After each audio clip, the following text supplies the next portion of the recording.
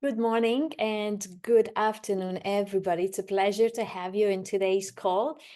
This webinar is a part of the Change Does Matter webinar series that I've been hosting for almost a year as part of my commitment to tame the chaos of change in the workplace around the world. Today's topic is going to focus on pathway to influencing behaviors. I'm not sure how you feel about this, but influencing others, bringing them on board, dealing with resistance is everyday's challenge, isn't it? And whilst there is no one solution for it, I'm committed to share with you an insight, one tool that I believe could give us a new perspective to what we can do to be even better at bringing others on board for the changes ahead. My name is Margit Takacs. I'm a change management consultant, a published author, trainer, and coach, as you could see in my previous slides. And it's a pleasure for me to have you join me today.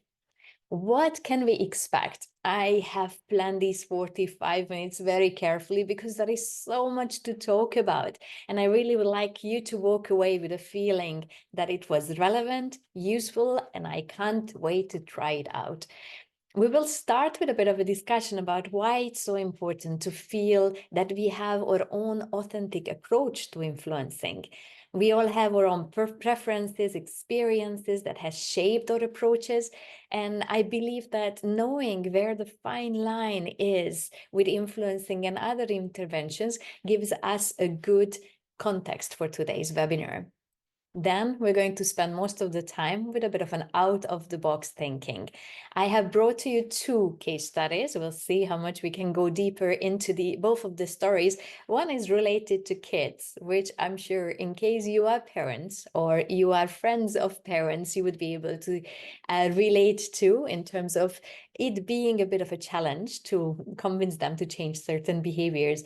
But also, I would like to take another example, which is kind of atypical for my webinars. I always talk with you about corporate stories, change projects, but today my second story would be from the world of health and healthcare, the eradication of a Guinea worm disease. I'm not sure how much you know about it, but I'd like to share with you how they managed to achieve great results just by looking at behavioral change.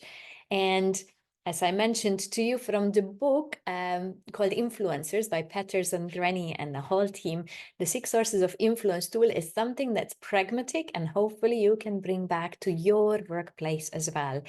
Whichever organization you work in, I'm sure you can benefit from some new perspectives.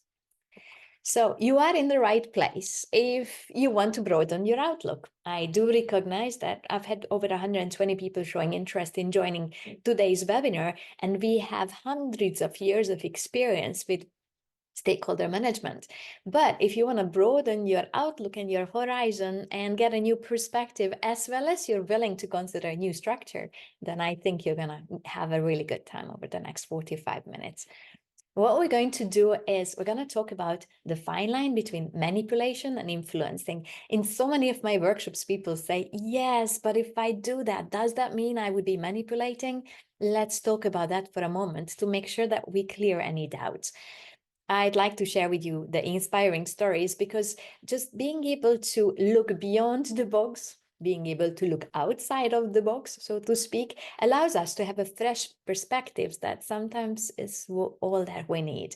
And very importantly, I would like you to apply your wisdom, your hundreds of years of experience as a team present here today to see how you can bring these insights into your projects. I'm going to present, I'm going to use videos, I'm going to use word cloud, open text, Zoom chat, and there will be at the closer to the end of the workshop, we will have an opportunity to also have breakout discussions. So quite an interactive session. Whilst I'm running the show, I would not be checking the chat, neither little signups. And I'm really happy to tell you that one of my associates has joined us today, Elizabeth O'Brien. If you have any technical issues, any comments, she's going to keep an eye on the chat and also helps you if she can at the background. So let's get into what we're going to talk about today. The first question for me to you is to think about what helps you the most today to manage your stakeholders, to influence them. You can either use your phone and with the QR code add your comments, or just click on the link that I added to the chat. So let's have a look. What helps you today to influence others effectively? If you can share your thoughts. I'd like to ask you to please use one word at a time, because if we do that, then we will have a nice word cloud coming up, helping us to navigate the thoughts and the insights very well. See, already a few people have added their comments. So I'm going to show how this word cloud is shaping. Feel free to add more comments to it. So you're allowed to put as many inputs as you want. But how you influence others, what works right now is finding out what their motivations are, to listen, to give them attention, to build a trust, to communicate. And specifically, what do you do and how do you communicate? To make sure that you validate assumptions and you connect with them through stories and with integrity. Using humor might be able to also relate to people. Love to see that win-win, being able to build a relationship that is fundamentally established on a win-win approach where both of you gain. So what helps you the most today to influence others is to communicate, to have trust, use humor, and connect with people with a positive outlook, if I may summarize this beautiful word cloud that we've just seen here. Now, what is that fine line? That's the question. Influencing and manipulating, they are different, yet sometimes people are not that sure about that. Today, we're going to talk about pathway to influence behaviors. So before we jump into the change management tool that I find so powerful and useful, allow me to share with you just a little bit more about how I see the difference between the two. Influencing to me is when you bring people with you. You don't leave them behind. One of you already added the comment win-win in the word cloud, where you know that there will be a positive outcome of that connection for both of you. Also, when you use guiding and empowering, you don't enforce and impose, and you relate to people with transparency and respect. In the word cloud, we could see the word integrity. So these are all kind of guidelines of what it takes to influence. Now, when we would consider manipulation along the way, when we feel that there's a bit of a coercion happening in the connection that we have people, where we might feel deceit, intimidated, or guilt tripping, where we just resent being connected to that person, and we know that someone is going to win and the other one will lose. Now, these are not lexical or academic definitions of influencing or manipulating, but I hope you see where the fine line is. It's all about managing our stakeholders for a win-win, a positive outcome, and not forcefully imposing things we want to do along the way. I'd like to acknowledge that based on Daniel Goleman's 6 change leadership styles, sometimes the coercive approach is the only way. His example, classically, a flight going down needs people to be told what needs to be done to be able to survive. In an organization, at times of global recession, leaders have to be a bit more coercive. But in most of the time, to be able to successful with any changes, we need to use our influencing powers along the way. The 6 sources of influence is the tool that I'd like to introduce you to. It was about a decade ago that I read this book called The Influencer by Grenny, Patterson, and their team. And one of the things I really loved about this tool is this book is that the tool was presented through plenty of stories and case studies. Those of you who have had the chance to see my book, Change Matters, you probably have noticed that I believe in narrative storytelling and how through stories we can really ignite that recognition that we already know how to do many things. We just need to enrich our approaches. Now, what they talk about in this book is that there are 6 sources of influence that we can activate. I'd like to briefly explain them to you and then show you a video that I believe really shows it in a practical setting. So the motivation, the personal motivation is really finding the what's in it for me, for people. Even if they initially don't want to be part of the change we want to drive, we find that triggers, so they will be curious and also find the energy to follow up. Ability is about giving them the tools, techniques, the training. We build their capability to do what is required. The social motivation looks at a team or a community where when a couple of peers already do certain actions, they already demonstrate a certain behavior, suddenly the other peers want to follow as well.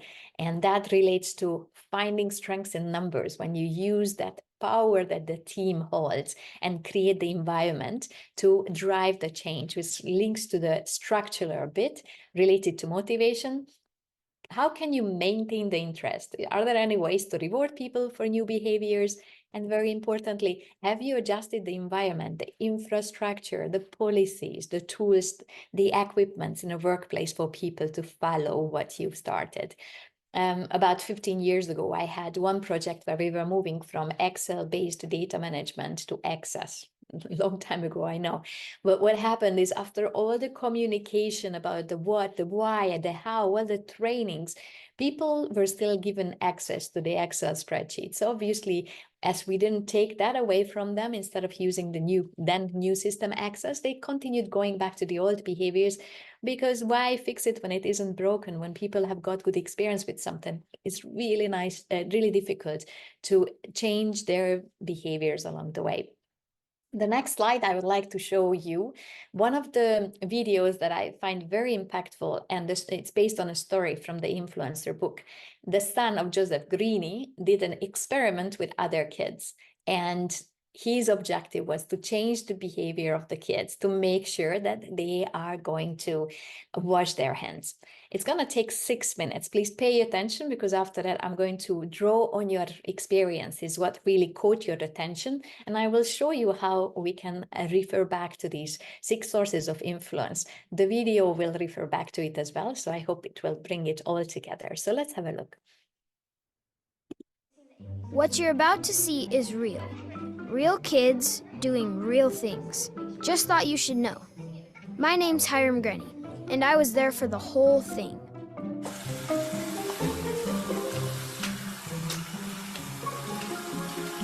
So here's a question. What does it take to get people to change? And I'm not talking about their socks and underwear, but change behavior, especially when it's hard. For example, every year, close to 100,000 people die from hospital-acquired infections. That means people got sick at the hospital. And it turns out one of the main culprits is hand hygiene. That means just getting people to wash their hands could save lives. So my crack research team decided to conduct an experiment to see if we could change something as difficult as hand-washing habits, only with the toughest subjects of all, kids. So here's what we did. We took 80 munchkins and put them into groups. First, we gave them a challenging puzzle to put together. You know, kind of like the projects you adults are always busy with. Then, we gave the kids a tempting distraction. Hey guys, I got the cupcakes for you right here. They're delicious. I'm gonna set them right over here.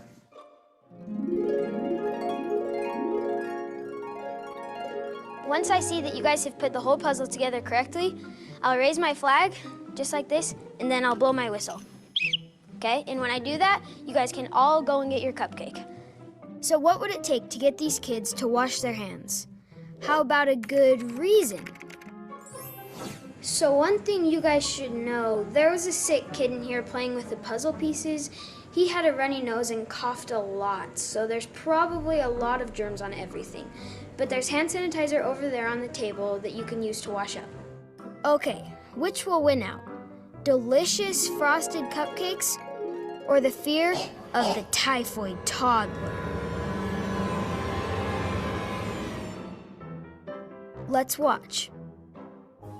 They finished their task, and look, if the threat of one sick kid wasn't enough, just look at all the new germs popping up. So with all those good reasons to wash, what do you think they'll do? Okay, so that was a colossal failure. Now what? With the next group of kids, I changed the environment by moving the hand sanitizer closer, and then put up a visual cue. This ought to make hand washing easier and more obvious, right? And in the end, the motivation to not get sick plus changing the environment didn't influence a single kid. Yikes! Next, I increased their ability, which is another source of influence. I had them all complete what is known as deliberate practice, or training, to increase their familiarity with good hand hygiene. Will adding another source of influence get these hand-washing offenders to wash up? Done. And... well, now we're seeing some better results. We're combining 3 different sources of influence, and some of the kids are actually washing their hands. It looks like we're on the right track. So next, I added another source of influence, social influence. What if somebody spoke up and said something? What would happen if their bosses were in the room with them? Here come the cupcakes. And there goes the flag. Will they wash? No! Look at them pouncing on those cupcakes like a pack of ravenous hyenas. But it's not too late, because something important happens. At just the critical moment, a peer, not even one of the bosses, speaks up. Wash your hands. Watch the effect.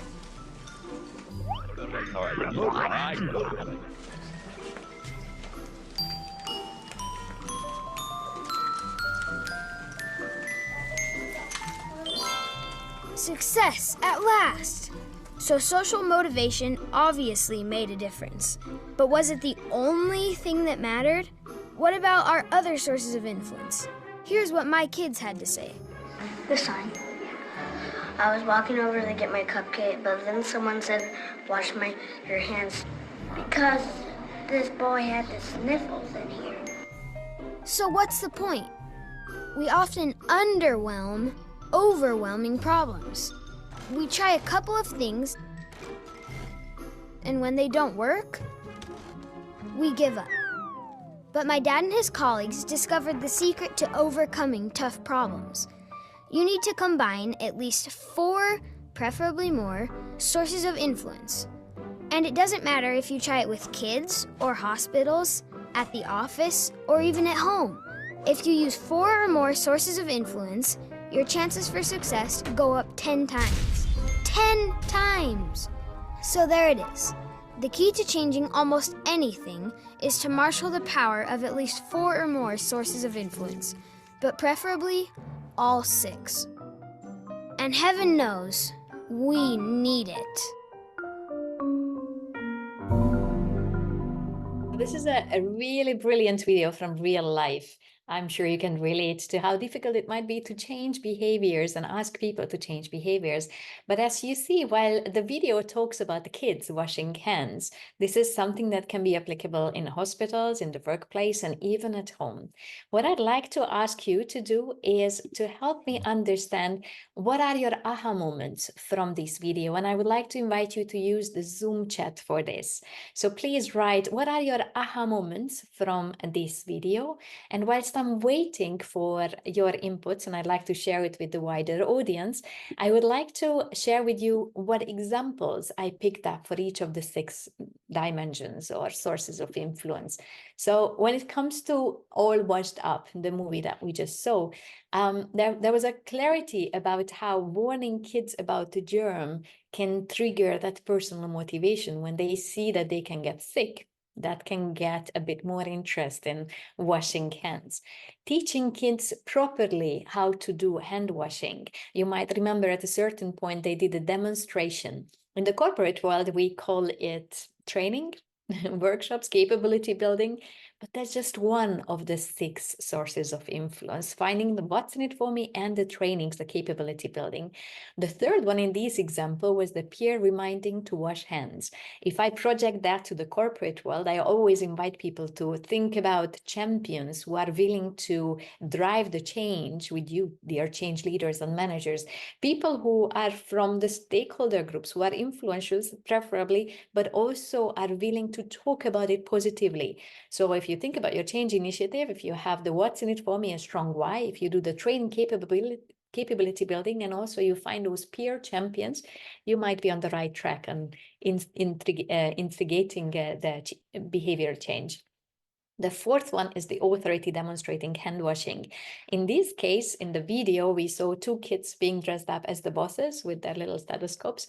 In real life, that's where I say active and visible executive sponsorship. In all my webinars, you hear me referring back to precise research that the first reason why a project would fail or succeed is whether the bosses, the executive sponsors, are actively visible and doing the change itself.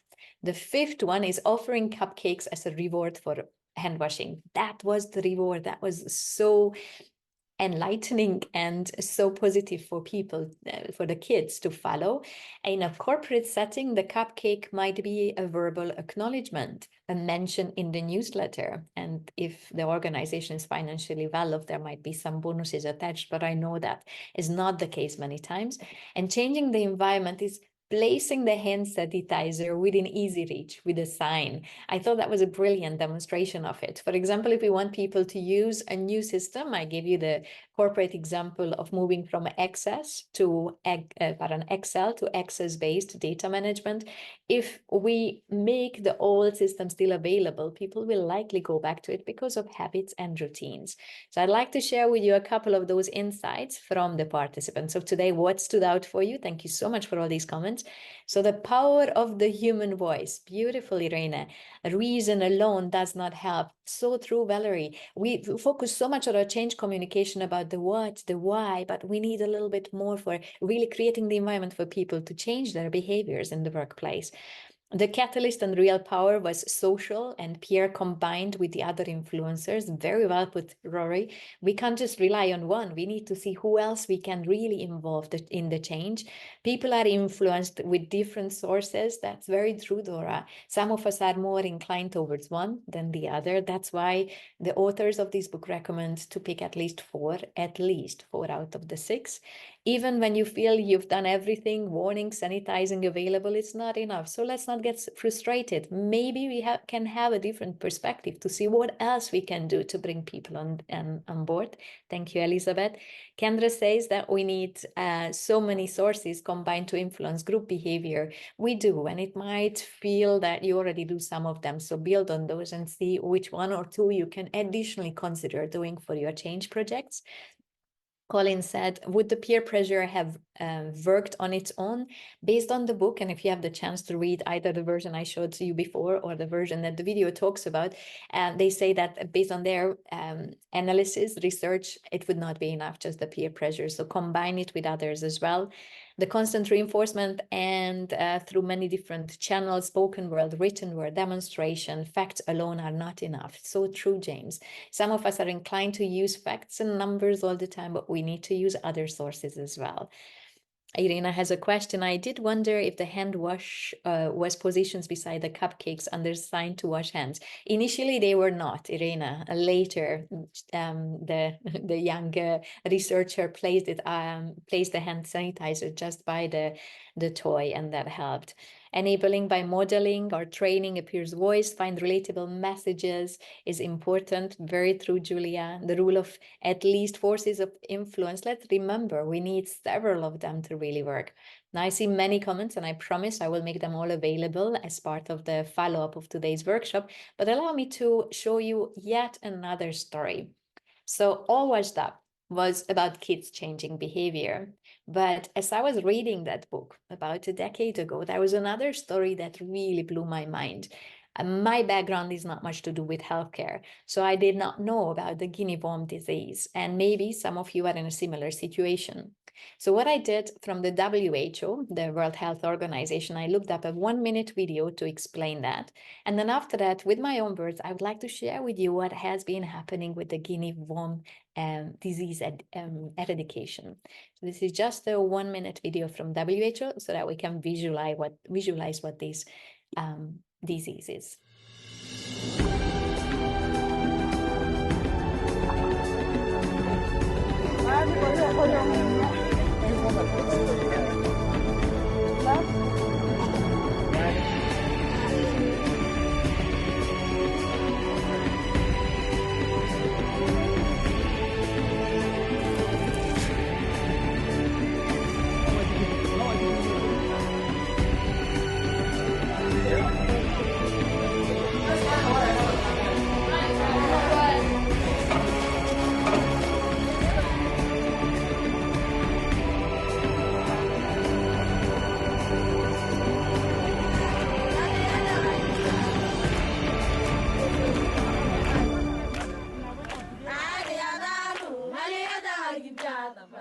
So this is one video from 10 years ago, but it explains to us what this disease used to be, and it a little bit it still is. So using my storyboarding skills, I created a couple of visuals to explain to you what the context of this was. So back in the 1980s, as you could see in the video, 3.5 million people were suffering around the world, mostly in sub-Saharan Africa and Western Asia with this disease. Where they got it from, they were drinking water in their villages, in their tribes, and there were invisible larvae that they were ingesting, which with time, they grew up to 1 meter long worms. These worms inside the human body create the painful blisters, and they cause lots of pain and suffering. Interestingly, when people got this disease, they genuinely wanted more water, which caused the infection to increase at an accelerated pace. When this happened, people abandoned their farms. They left, and kids couldn't go to school. What this means is that when they were actually continuing to drink the contaminated water, they could even die or simply get into despair. In the countries and the communities where this disease was present already in the 1980s, there were statistics about how the economy was falling. The families were struggling to survive. In 1968, Dr. Hopkins and the Carter Center decided that they need to help these communities. And one thing they realized is that there was no way for these communities to accept medications, pills, the Western approach to healing any disease. Initially, before the Carter Center was involved in this, the scientists were approaching the challenge with proposals such as putting very carefully developed chemicals into the waters, the lakes, the water sources of these communities. But what they found is that all the villagers were rejecting that proposal, that chemical, because these were sacred waters. They wanted to help, but they knew Western medication couldn't help. And that's when Dr. Hopkins and the Carter Center team decided they will have an ambitious goal. They will eradicate the Guinea worm disease, which actually doesn't have a cure. And their approach was to use positive deviance. Instead of imposing solutions like those chemicals, they looked at villages that have avoided the Guinea worm disease. Somehow in the same area, there were some pockets of excellence where somehow these villages were able to avoid it. So these group of volunteers went ahead and examined what was happening in these tribes. And what they found is that normally the women who were bringing the water from the well to the village, to the houses, in these villages, they used a filter, a simple cloth to filter through the water that they brought back. They managed to avoid the problem, and they came up with the solution. Then the team decided that they will start talking with the other villages also about filtering, and there was some kind of interest, but something was still missing. They said you should avoid contaminated water. If you see that it's infected, please don't use it. And the village as a community in these environments, they were practicing vigilance. So they were observing, are there any diseases? Should we be more careful or not? So using the cloth filters invented by the tribal women and using the community to make sure that we stay on track was getting a momentum, but it was not enough. At the time, and we're talking about the 1960s, US President Jimmy Carter and also Nigerian General Yakubu Gowon repeated the message regularly. So once these people heard it from their leaders, this is really important, they just reiterated the message. Now, the Carter Center team has been doing that already, but hearing it from role models also added an additional influence in this journey. They talked a lot about how it is possible. And just like you could see in the WHO video, they said, we want to commit to eradicate this disease. Village by village, results could be seen, and that was really motivating. The solution was not a medical breakthrough, but a collective will to change behaviors. And you might wonder how many disease cases are around still in the world. In 2023, there were 13 present. In 1986, there were 3.5 million. So simply by finding those triggers for behavioral change, we could decrease the number and almost eradicate it. And fingers crossed it's going to happen. Those 13 will be gone soon as well.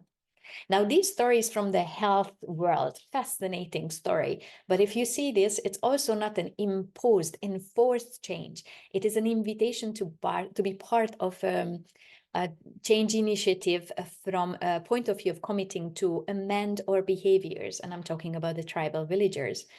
Just by picking up a few stories from this and using the 6 sources of influence, I'd like to show you some specific examples for each of them that I could pick. The first one, a personal motivation, was really triggered when someone in the village saw the pain, the suffering, the fact that they couldn't work or go to school. That gave them the energy that what's in it for me to change their behaviors and try to eradicate the issue. Teaching people how to filter the clothes. As I mentioned, the village women found that cloth filtering can help. Just showing that built that training over personal ability. Seeing the good villages. So imagine your neighboring villages have no issue and you do. That allowed people to get energy. If they can do it, we can do it too. That peer influence mattered a lot.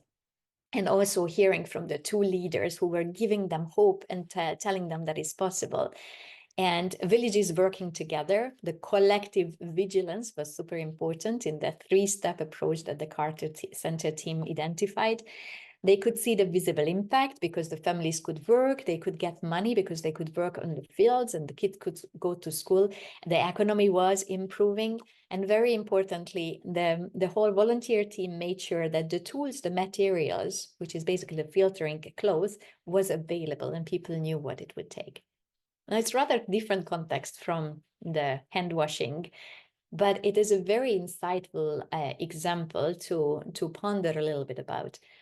I know I've talked a fair bit, so now I would like to have a 7-minute break for you to talk to each other in groups of 3 and to answer the following question using the same Polev link that we used just a moment ago. I would like you, and I'm going to show it to you in your app, you will be able to see the same. I would like you to talk about which source or sources would you like to use more and how in your workplace. Time passes by really fast when you are having fun, right? I hope you enjoy these 7 precious minutes, but I thought I'd like to make sure that within the 45 minutes, I can also share with you a couple of insights from the other groups. So using the poll F, thank you so much for your inputs. There were inputs there, such as number 4, social ability, using my project sponsor to reiterate the message about the required change. Number 5, structural motivation, to brainstorm about what non-financial rewards could be applied in the corporate environment. Number 3 and 5, but again, interest. Number 6, which is structural ability, changing the environment by making it super easy for people to adapt to new tools that my project influences. So think about how you can make it easy for them not to go back to old systems, old processes, etc. There was one group that pointed out that personal motivation and ability is something that they would definitely like to work on. In some organizations, so much works around the social and structural motivation and ability, not looking at the personal, what's in it for me. So maybe that could help in your organization. Social pressure as part of motivation could also help you. Finding allies in multiple departments to create peer pressure, find those collaborative opportunities. Being able to build on the numbers that you work on and get, make sure that your IT infrastructure is in place and supports the change you want people to take on. Immigration case management, best practice from other industry enabled by technology, great ones. Also benchmarking from others and seeing how that can help. Activating the sponsors and influencers, inviting people to be part of the change and make sure we have a good reward and accountability in place. Now, I hope with the opportunity to look at these very simple 6 sources of influence tool from 3 angles, from the kids, from the Guinea worm disease, and also your own work-related reality, you were able to take something pragmatic away from today's session. As we're concluding today's webinar, I'd like to just recap what we talked about. We looked at how important it is to find our own authentic approach and toolkit so that we influence, we don't manipulate.